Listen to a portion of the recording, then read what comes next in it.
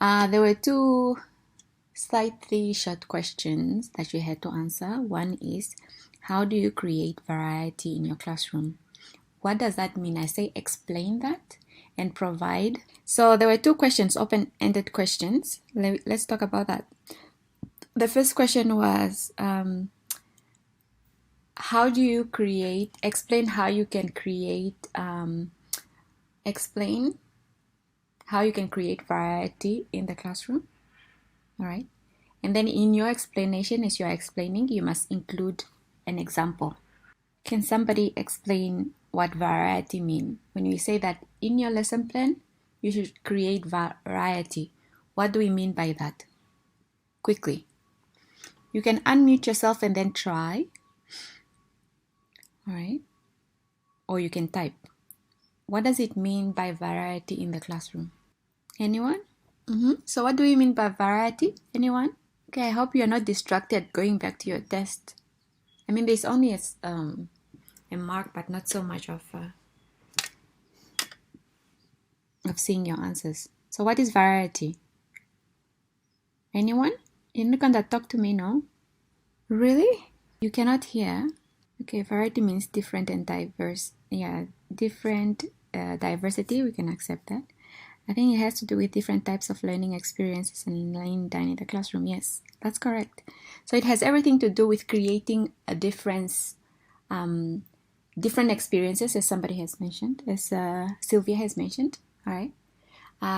Here you do this by using different kinds of teaching techniques and also creating activities and for example, activity or tasks that tackles or uses different kind of learning styles and strategies. Do you understand? So you are creating a variety, you are creating a difference in learning experiences. I like the experience word. All right. Difference, diversity. Okay. We can take that. All right. Can you give us examples? How do you then create this variety? That's a good explanation. Sylvia, thank you. And thank you so much, Laimi, for giving the dictionary meaning of variety or synonym of variety. All right. Then how do you create variety in the classroom? Since we've spoken that it requires different learnings, using different teaching strategies or techniques, right? And then also tapping into the different learning styles of the learners, learning styles and strategies. All right, how do you do that? Somebody was writing, Andrea. Was it Andrea who was writing?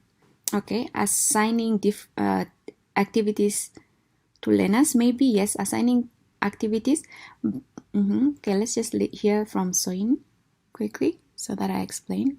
Okay, what's the question, Miss? Oi, I'm having internet. Okay, sure. The question is, what kind of activities or tasks or teaching methods will you use in the classroom to ensure that there is variety? Okay, anyone? Okay, debates. So use things like debates or assigning activities to learners. Yeah, what kind of activities? You need to be more specific. So we have use of pair works, debates, rather than just rather than just having students giving answer individually, you can work with pair work. Then eliciting answers always from the learners, then you can use debates, for instance. Cooperative learning, such as jigsaw methods. Yeah, cooperative learning. Pair work is also part of cooperative learning. Group work is also part of cooperative learning. Jigsaw, let's say jigsaw reading or jigsaw listening could also be part of the cooperative learning. Cooperative means that the learners are working with other learners to complete the task. All right, so that's what we have. Don't just use the same activity, but use different kind of activities that will require learners to use different learning strategies and skills. All right, so that's what we have there. Okay, and the other question was, In the syllabus, okay, activities that are likely to help achieve the intended outcome of learning, such as spelling quizzes. Yeah, if that's what your intention is to work on their spelling, then spelling quiz will be an appropriate activity to use in the classroom. That's just another example, because we have so many examples of how to use, how to create variety in the classroom. And that also, you have to think about making the lesson be fun, doing competitions, playing games in the classroom as well. All right. And next, what are we going to talk about? All right. The second question that is open-ended was, according to the syllabus, they say that the skills, reading, writing, listening, speaking, and grammar usage should be taught using a certain approach. And what is that approach? According to the syllabus, because we've discussed this, we've spoken about this, and it was also part of one of your activities in the classroom. So what approach is that? When you are teaching listening, speaking, writing, reading, and grammar usage, what approach should you use to teach those skills? You are now muted. You are now unmuted. I ask, what approach do you need to use when you are teaching the 4 skills: listening, speaking, reading, writing, and grammar usage? What kind of approach, according to the syllabus, like that approach is mentioned in the syllabus, what approach is that do we need to use? Bottom-up approach. Thank you for trying, Andrea. What else do you have? Regina, what do you have? Okay, communicative, I'll give that a half, but communicative is not the specific approach that they have mentioned in the syllabus. Thank you for trying though, Regina. What did they say in the syllabus, you guys? Yes, integrated approach. So this means that somebody mentioned in the test that you cannot teach those skills in isolation. You need to integrate them. They need to work together. Do you understand? All right. So you cannot just say, oh, today we are going to focus on grammar. But obviously, if you're going to focus on grammar, you're going to use other skills eventually. Do you understand? Or if you're going to, you cannot just come to the class, oh yeah, we are going to focus on listening. You can't just have learners listen without using the other skills. Do you understand? So that is the integrated approach. And learner-centered, some of you also mentioned learner-centered, yes, but for the, and I even mentioned for the NSSCO, all right? What did they mention? It's integrated approach. A number of you even had cognitive approach, which most of you mentioned. So I was wondering, did you copy each other? Do you guys do the test together?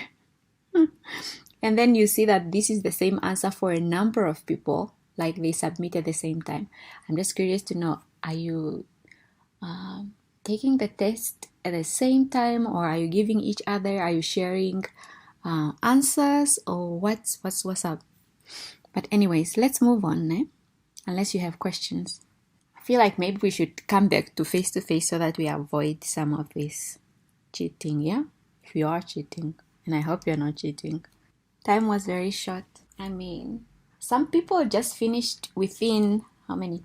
Some people finished within, they didn't even reach 30. They were like in 20-something minutes. So if I make it longer, then I'm making it possible for you to even Google stuff. I don't want that, if you know what I mean.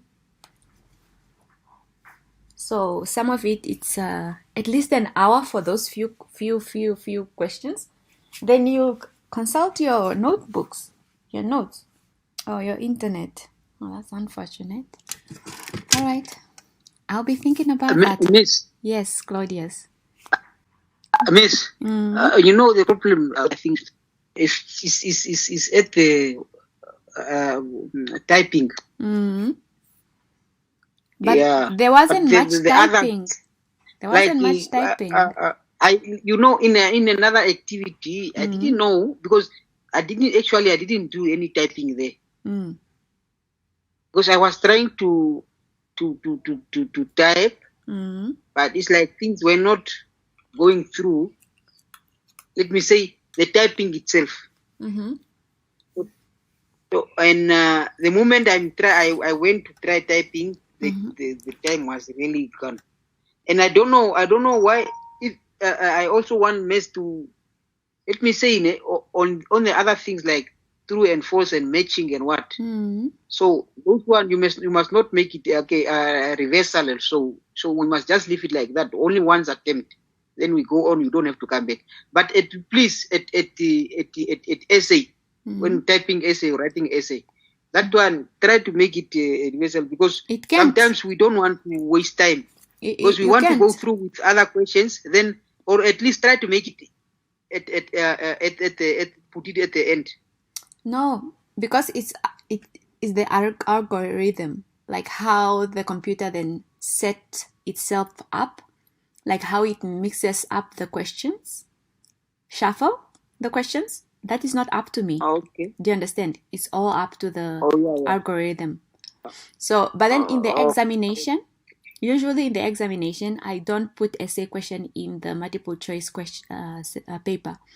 Those multiple choice, those pre-selective responses, they have their own papers.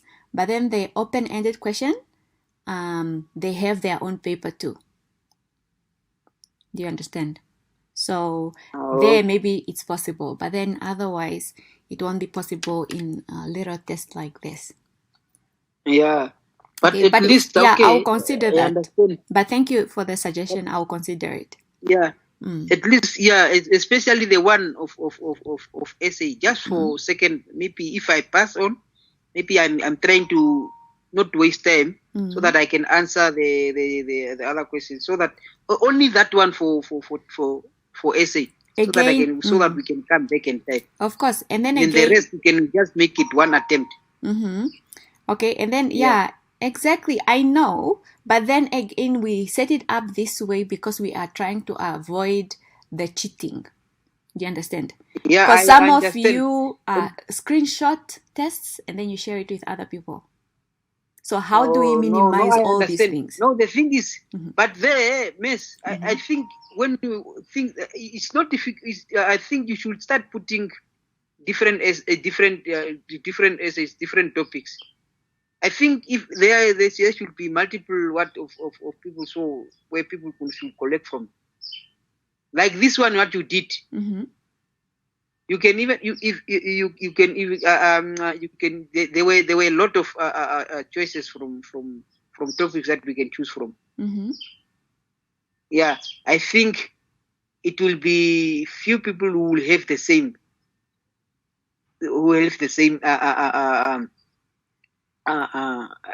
topics, and the moment if they try to screenshot and show each other, time will go. Because the good thing is you don't copy and paste in that thing at all. It's only typing. And if you are wasting time trying to copy or waiting for someone to send you something, time is going. Absolutely. That is the good thing. Okay. Yeah. All right. So I think we should move on then to cover what we need to cover today, because we only have about 23 minutes. Okay. But thank you for your suggestions. I'll consider them. Thank you so much. Sylvia also. You remember later, but you can't go back, because when you are setting up the questions, you if I say that sequential means you answer one question and then you go to the next and you cannot go back. That applies to all the questions. All right. And then I mentioned that you cannot go back, unfortunately, also just to mitigate the copying. Some of you are very honest. You will not allow cheating, but then some of you guys who don't study, Jesus, there. The Lord needs to be your shepherd there, but we are not going to allow you to cheat. We have to mitigate that. All right. That's why I even said you write at the same time. Okay, we need to go on, but whatever concern and suggestions that you have, they are welcome. I'll not shut them down, but I'll give you an explanation why I cannot use it or why I will use it. All right, accept it when it's usable. All right, in the classroom. Okay, we are moving on. So today we are just going to cover some of the aspects that were kind of confusing last week. Because of the internet connection, we were missing each other, and then the explanation I don't think was that clear, so I've made it a little bit simpler. All right, and this is we're just talking about how then do you teach? How do you teach? Oh, okay, maybe I'm not supposed to do that. Go back. Oh, 100. Oh no. Okay, so you can see, right? The letter seems so small, but I hope you can see. Can you read? Can you see? Is it visible? Yes or no? Yes, okay. So we were talking about then how can you approach teaching grammar, for instance. And then they suggested that you teach it using the the pie, using the, focusing on the form of the grammatical structure, what else? Form, we have form, what else? Oh my gosh. Yeah, I'm speaking, yes. Yeah, meaning. Yes. Okay, yes. Claudius? Is it I sorry, I was disturbed by someone who called me in. About the question. The question is like when you are teaching grammar, there's a way that you can teach it, and then we have used the pie where there are three points that you need to focus on. The first one I said is form or structure. We have got meaning or semantics, and the third one, use or pragmatics. Yes, that's correct. So when we are talking about form of the grammatical structure, this is how the grammatical structure is put together and how is sequenced, like how is it placed within a sentence, for example, like what does it follow, or what comes before it. Do you understand? So that is the sequence of it. How does it sound and how is it written? All right, so that's what we mean by form of a grammatical structure. That is very simple, isn't it? Yes or no? Please talk to me. Yes, is it easy? So when we are talking about form, what is it? No, form. If we are talking about form, we are talking about okay, I wanted to say structure, but structure is already there. Okay, we are talking about the structure of the word. Yes. Let me say the right way of how words should be put together or to follow each other. Yes. Okay. Let me say starting from because when you are starting a sentence, you don't start a sentence. You start with what we call the first. Let me say before you come with the sentence, there are these two. Okay, but it's to put words in the right way, like what should follow after a noun, or what a noun should follow after what. Yes. Yes, but then that's exactly. But then whatever that you are now concentrating on grammatically, whatever point of grammar that you are focusing on, if you are focusing on nouns, for instance, then you'll see where does a noun appear. Does it come after? For example, when you are using it in a sentence or a phrase, where does it appear within that phrase? All right, after an adjective or before an adjective. So there is a certain way construction of the construction of the grammatical. A noun it appear before an adjective. Okay, that's just an example. Yeah, just an example. All right. Yeah, but it depends. It depends. Yes, exactly. Yeah, sometimes you would find it be after. Yes. Yeah, depends on the way. When other structures are involved, yes, then where it appears, it will change. All right. Yeah. Yeah, because of sometimes we have style writings, these kind of things. But we'll talk about that. Were you in class on Friday, Claudius? No. Okay. Yeah, that's why. But thank you for your contribution though. Like, I like people who contribute in class. Now we are moving on. Then the meaning of the grammatical structure, it could be a dictionary, not dictionary, a dictionary meaning, or it could be a grammatical meaning. So meaning coming from the grammatical structure, not so much of you using the dictionary and finding out what the meaning is, but it could be grammatical. Because when we are giving grammatical meaning, it needs to come from where and how it's used within a sentence or a phrase or whatever structure that that grammatical concept appears in. And then we'll just see the more of what this means exactly within examples. All right. I think the network is not okay, or maybe just mine. Who else is having listening or hearing technical issues? Because we are 15 in the class. Do you all have an issue with hearing? Because I know my computer is fixed.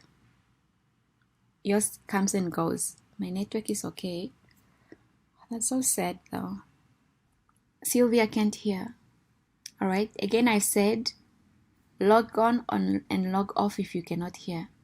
And the good part is that this is recording. If you don't catch up as much, I will post this as soon as we are done. Okay. All right. We are moving on. And then we have got the grammatical use. So this is the third part of how you can look at grammar structure. So grammatic or use or grammatics has everything to do with how the grammatical structure is used in context. And then the context is determined by the speaker, the relationship that these speakers have with each other, and the setting as well. All right. So that is to say, in certain settings, like formal settings, let's say you have a meeting with the president, how you are going to talk is going to be different from when you are in a setting with a number of young people who might be your friends or not your friends. Okay, that's now the setting. Formal setting, informal setting. And then the relationship could be you are friends, you are friendly. And then when you are friendly, how you use the grammatical structure or how you use language, it's going to be different when you are talking to someone that you are meeting for the first time, even if they are your age mate. And if they are older, obviously how you address them is going to be different. All right. And then the speaker himself or herself, the style that they use. Because we have got our way or our style of speaking. So one person might prefer a different style. They always use informal language. It doesn't matter who they are talking to for the most part. Especially if they are older, then obviously the way they will speak the same way. It doesn't matter to who or how old the person they are talking to is. All right. So, or they're just personal style of speaking. And then some of the aspect that you have to consider is, or question that you can ask yourself is, when or why does a speaker or a writer choose a particular grammar structure over another that can express the same meaning or accomplish the same purpose? For example, you can, if you are talking about time, you want to know what time it is, you can either say, do you have time? So for someone who hear, do you have time? They know that you are asking for time. You just don't say, if somebody asks you, do you have time? You just don't say yes. But you have to tell them what time it is. All right? Or instead of using, do you have time? You can say, please tell me the time. Do you understand? So that is all grammatic. You are choosing a different grammatical structure over another. Instead of using do you have time, you can use please tell me time. Okay? Do you understand? So why do you use that over the other? So that is all part of the usage or grammar. Or another example can be, can you close the window? Let's say you come into a room, your friend's room at the hostel. All right, let's say old hostel is the one that is always cold. All right, you come into your friend's room and then you have a choice of either saying, okay, you come into your friend's room, there's a window that is open and it's cold. You have an option of saying either, can you close the window? All right, that is very direct. All right, can you close the window is very direct at requesting your friend to close the window. And then you have the indirect form, which is when you come in, you tell your friend, it's cold in this room. That is indirect to say, close the window, switch on the heater or something. Do you understand? Or give me a throw or a jersey. It's just to tell your friend that it's cold in the room.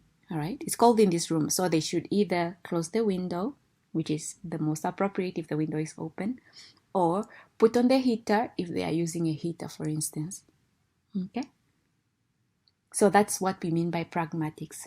Do you have questions so far? Any questions? All right, I see that Andrea and Soyin is writing, and I want to see if Andrea, Andrea and Soyin, they both don't have microphones. It would have been faster to use a microphone. But Miss, can you give an example of how someone can leave your house? How you can, how to ask someone to leave your house indirectly? You can say, I have work to do. All right, I'm so busy. I have work to do. Then they should get the cue that you need them to leave. All right. Or I have a deadline. Mem will be able to have access to Unit 4 notes. I check on Moodle a bunch of times. It's still nothing. Oh, yeah. You will have, my dear. Oh, notes, Unit 4. Unit 4, we are not tackling it right now. We'll do Unit 4 after we have completed all the skills. This is Unit 5. And I'll put all these notes on Moodle after I upload the video lessons as well. All right. Thank you, Andrea. All right, we are moving on quickly. So we are going to look at the example that we have covered on Friday. So it's the possessive apostrophe S possessive. All right. Here the written form can be apostrophe S or S apostrophe. All right. So those are the written forms of this possessive. So form. We say that we add apostrophe S to singular nouns like book, boy, woman. So those are singular nouns. Or you can add apostrophe S to non-count nouns, such as water. You can never say waters. Luggage, you cannot say luggages. Furniture, you cannot say furnitures, so they are non-count nouns. And then we have got irregular plural nouns like women, children. All right, so those are some of the irregular plural nouns. Can you now give me an example, like putting this in practice, using either singular noun, non-count noun, irregular plural noun, using S apostrophe with that structure? Can you give me an example? This is very easy. It's not a tricky question. This explanation, put it in practice by writing it in the chat. How then do you use this possessive using either singular noun, irregular plural nouns, or non-count nouns? Example. Not a full sentence, just this structure. The noun with the possessive in the correct way. What do you say? How do you write it? Is the question clear? Maybe I should just write it because we don't have enough time. We have got, for example, okay, Soyin is writing. boys. So apostrophe S, this is how you write it. Or it could be girls. Okay, I just want for this first point, not the second point, just the first point. Learners, yes, correct. And then the second point, we use S apostrophe to regular plural nouns. Okay, some regular plural nouns. We have got pens, phones, trees. Non-count nouns ending with the sound S. So, for example, mathematics, robotics, athletics. But then saying boys, let's say the boys' ball. That's more appropriate for the first one. All right. And then we've got the learners' test. All right. And then we have got the girls' doll. Okay. And now for this point, what will you say? How will you put it into practice? As an example, S apostrophe, using either plural nouns, non-count nouns ending with S. What would you say? Okay, boys' ball. Okay, because it's a lot of boys, and then they have one ball. Learner's test. Yes. All right, that's good. And then the other form of the possessive comes with the sound. Here is just the writing format, right? Like the form in terms of the writing. And then the sound also. We have got 3 allomorphs. Allomorphs means they are different sounds but have the same meaning. All right? So the different kinds of one allomorph, and then this allomorph is the S one, the S. So we say birds, okay, or we say beds, and then we say bridges, but they all mean the same thing. All right, birds, like the sound, but when we are writing it, we either use S apostrophe S or apostrophe S apostrophe. So here, for example, we'll say bridges, and then apostrophe comes after. Beds when it's singular, and then when it's singular, you put apostrophe first and then S. But then if it's plural, you put apostrophe after. Birds is the same way. But then the sound is always the same. It doesn't matter if it's apostrophe S or S apostrophe. The sound is always the same because this is D, the vibrating. So here we go back to phonetics. Like that we have T is dental, D is more alveolar, and then J.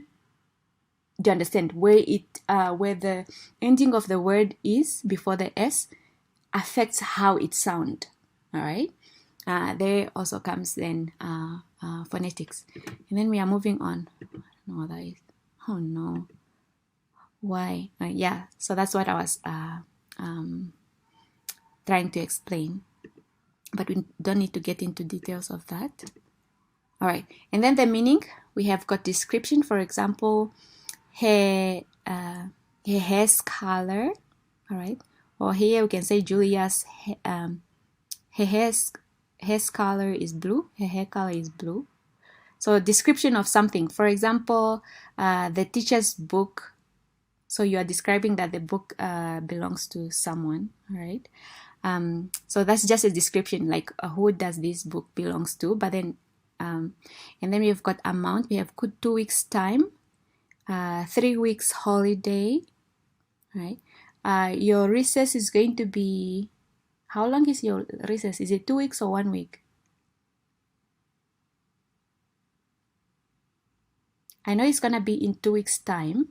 2 weeks time we'll have recess, but then how long is the recess? Is it gonna be 1 week? Only 1 week. 1 week. Yes. So then we want to use the possessive. We'll say 1 week, 1 week holiday.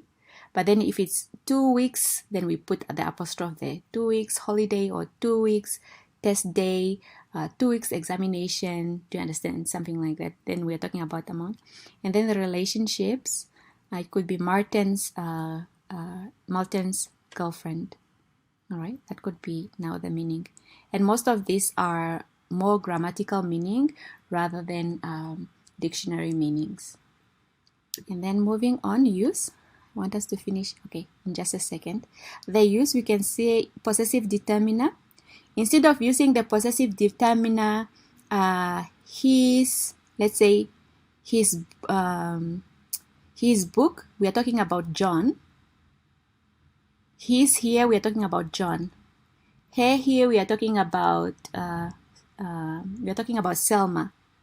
And then there here, we are talking about there. We are talking about, who do we talk about? We are talking about Laimi and Jennifer. All right.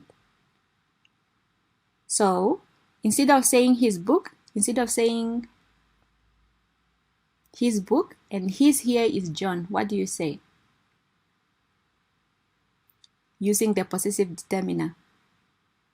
Okay, an example would be John's book. All right, we are using the possessive determiner instead of the, we are using the possessive, like the one that we have been looking at, instead of the possessive determiner his. Okay, and then if we are talking about, who did we say this is? Is it Julia? No, Julia. Yeah, I think it's Julia. We're talking about the car that belongs to Julia. What do we say? Julia's car, right? And then their here, okay, their mother. Okay, let's just say their mother is, we are talking about children. Then you say, because that's more faster and simpler, children's mother, instead of using their mother. Okay, so that's now how we use it instead of the possessive, the usage here. And then instead of using of the, let's say the legs of the table, you say, what do you say? Quickly. Anyone? Yes, that's correct. All right, the table's legs. All right, and then we have got now the compound nouns, the collective nouns. Instead of saying an army of ants, you say an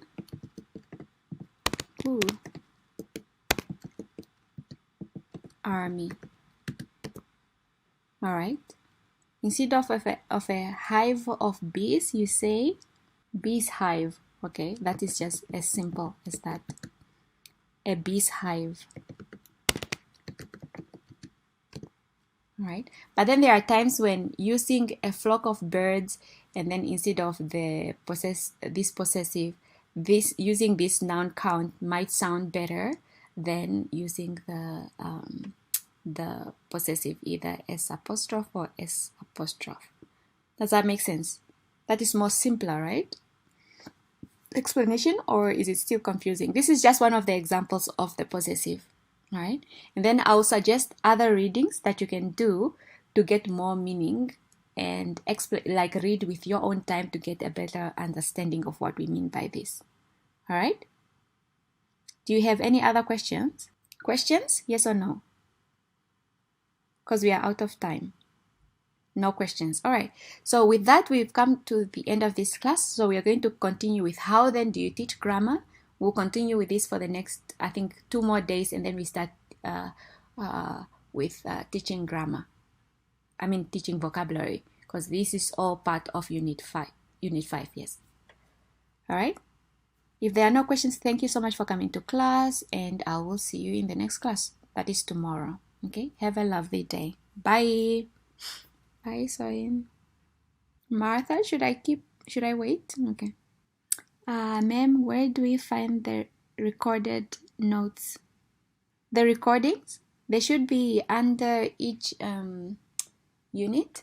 But then for Unit 5, I did not post anything yet. I'll post them now, okay?